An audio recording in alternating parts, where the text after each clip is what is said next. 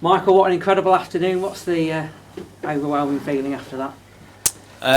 Yeah, obviously delighted. Probably the biggest thing that I'm delighted more than anything with the players. Obviously, there was a lot of quality on show in terms of the goals that we scored today, but probably the courage. Yeah, definitely. I've been thriving and striving to get ahead in a game, and they were brave enough to stay ahead in the game when they were put under a little bit of pressure. I suppose the fifth goal just typifies them. It's one of them where probably a more experienced group would probably run the ball into the corner. But I don't mind that because obviously they've shown great composure. It was a fantastic little reverse pass from Harry, good weighter pass from Tyler, and obviously a really composed finish.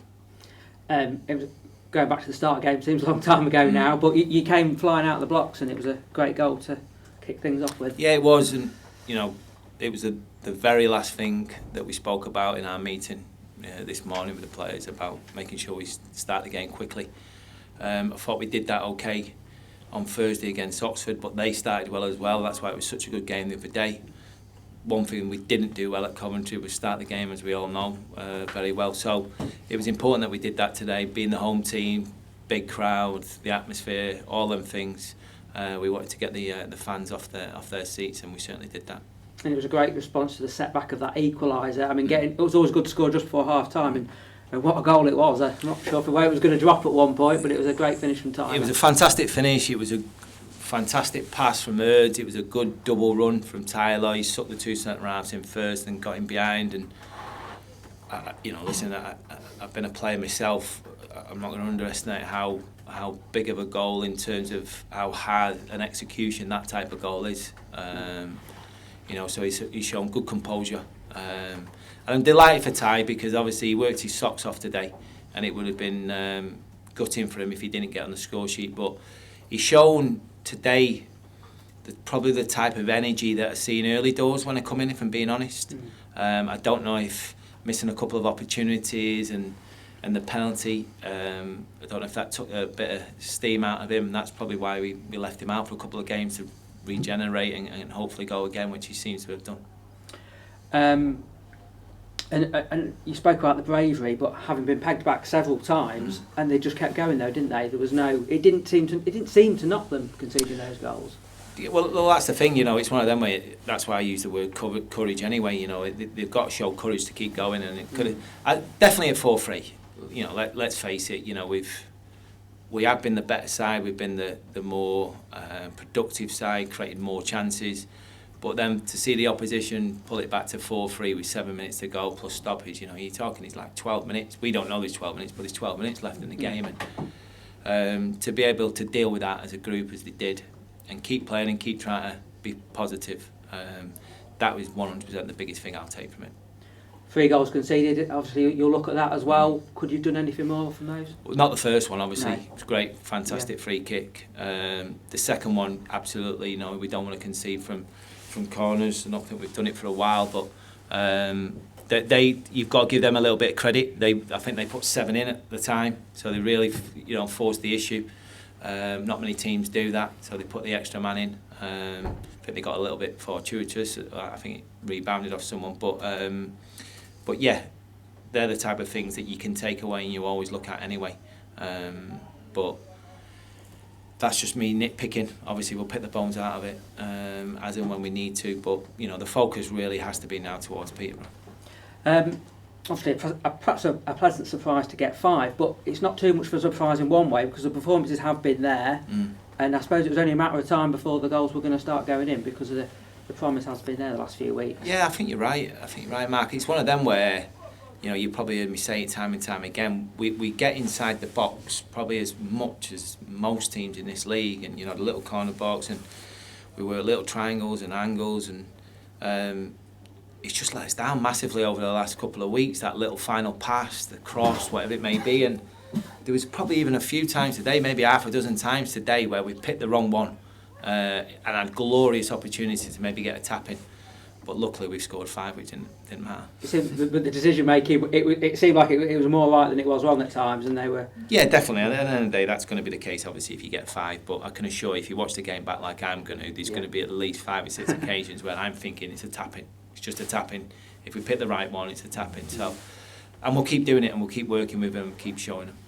Now, some of your loanees heavily involved today. Obviously, Tyler with 2 goals. Joe Morrell, did great work. Had 2 of the goals. Jake Hesketh with the 5th. How confident are that you'll be able to keep them beyond January? Are those conversations still to be had? Are they ongoing at this stage? No, there's conversations that have been ongoing and conversations still that need to be had. You know, all I've got to do is just make sure that if for whatever reason we lose any players, that we've got the opportunity and we've got people in mind that can replace them. And that will be fluid. You've been around it long enough. January will, even if you've got no ideas to do any work in January and you're settled and you're happy with your squad, the reality is that doesn't happen. Things happen all the time. Players leave the club because they want football, and all of a sudden you've got to replace them. So we'll still stay on top of all them that you've mentioned, and obviously give you the information as and when we get it. Are they players ideally you would like to keep? Yeah, I mean, it's one of them where if any player is going to go back to their parent club, it's because we think we can replace them with better players, and that's the harshness of football. If we don't think we can do that, then obviously that's not going to happen. So is it in your hands to a certain extent, or is it more in the hands of the parent club, or does it vary from deal to deal? Nah, I'm under the impression that the majority of it is in my hands. Yeah. So. And what about other potential signings? Have you? I know you've been having meetings. Have they been productive? And are you hopefully getting some stuff? I think done so. Early in January. I think so. Yeah. You're going to win some, lose some. So you have to make sure that you're in enough races that you can win 1 or 2 of them, because you're going to lose 1 or 2 of them. So we just have to make sure you're covering all angles, really. Yes, we had some really good meetings. Does that mean anything? I don't know, because I don't know the conversations that are being had when we've left the room or wherever it may be. So I can only say that ultimately between the 1st of January and the end of January, I expect at least 3 or 4 faces in the building. Yeah. Just finally, today's performance and the way you played, the goals you scored, is that the blueprint for what you want from your team? Is that what you? I think so, but I've got to be. It's still a million miles away from where I want to be. If I'm being just brutally honest, and the lads know it. I don't beat around the bush with them. We were great today, but we can be and we will be so much better. Now, what we have to be aware of as well is that we have to be able to mix it up a little bit, because the pitch isn't conducive to play how I want to play. It isn't, fact, and I'm not. That's not me going, I want a new pitch and I want to do this at all. No, I know where we are with it. I get it. I understand it.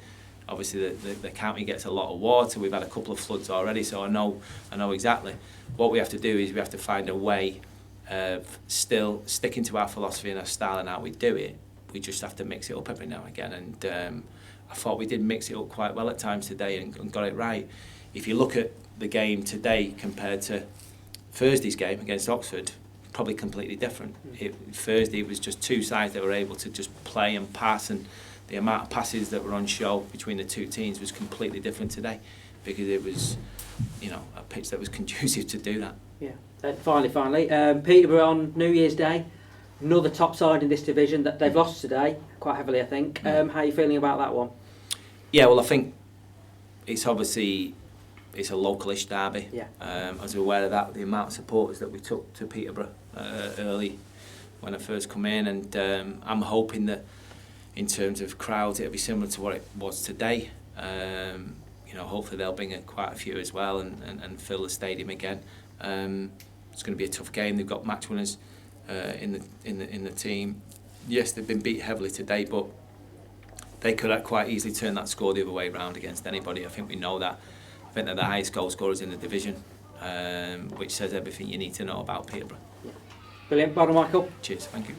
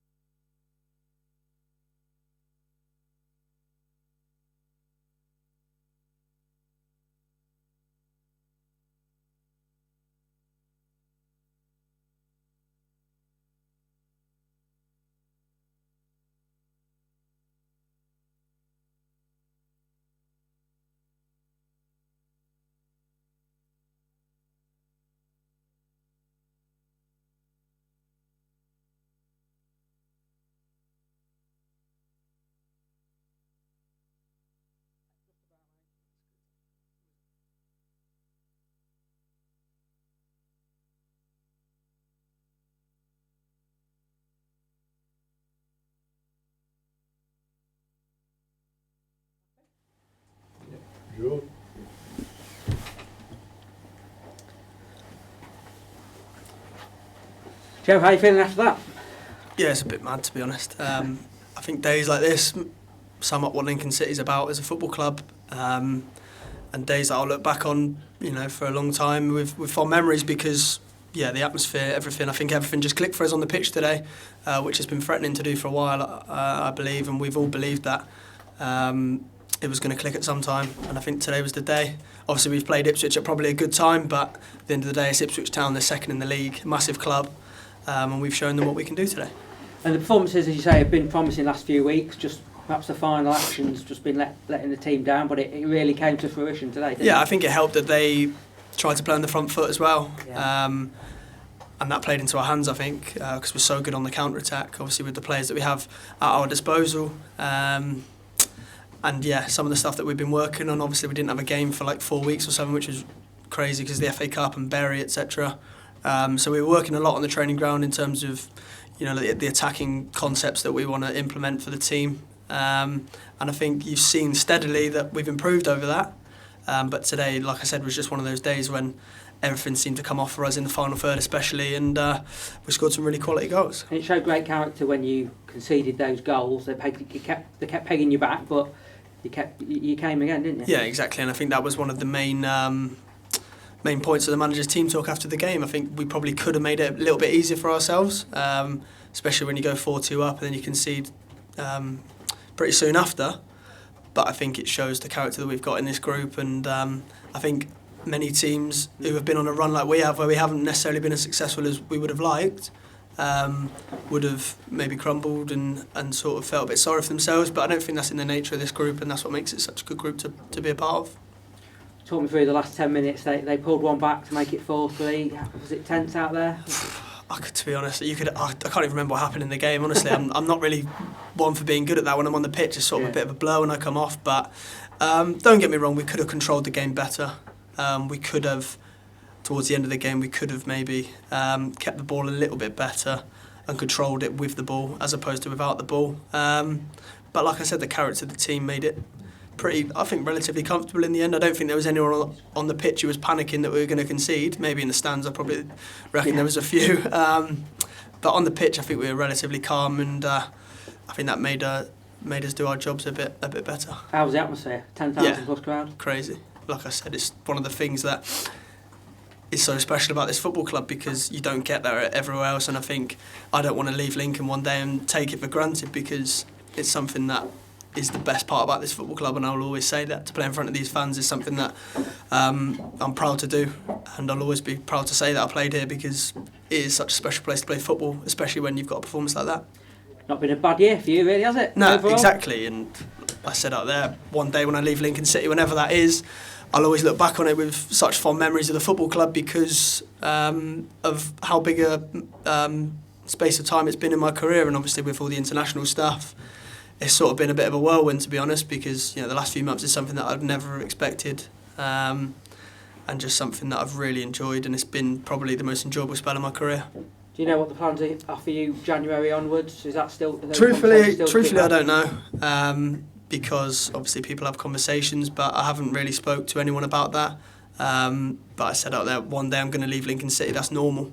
Whether that's January, the end of the season, I'll always look back with fondness of this football club, and I'll always be proud to have played for not just the football club but the people of Lincoln as well, and I've thoroughly enjoyed it. Like I said, whether that's half a season or a full season, truthfully I don't know, but I'll always be proud to say that I play for this football club. Would you be open to staying? Yeah, of course. No, if something happens, it would never be a case of I need to leave Lincoln. I love it here, honestly, I do love it. I love living here. I love my teammates, the fans, everything, and I think to have the connection with the fans that I think I do in such a short space of time, I think just sums up what this football club's about. And like I said, I'll always be proud to play for Lincoln City, whether that's half a season or a full season, but I love it. Brilliant. Thanks, Joe. No worries. Okay.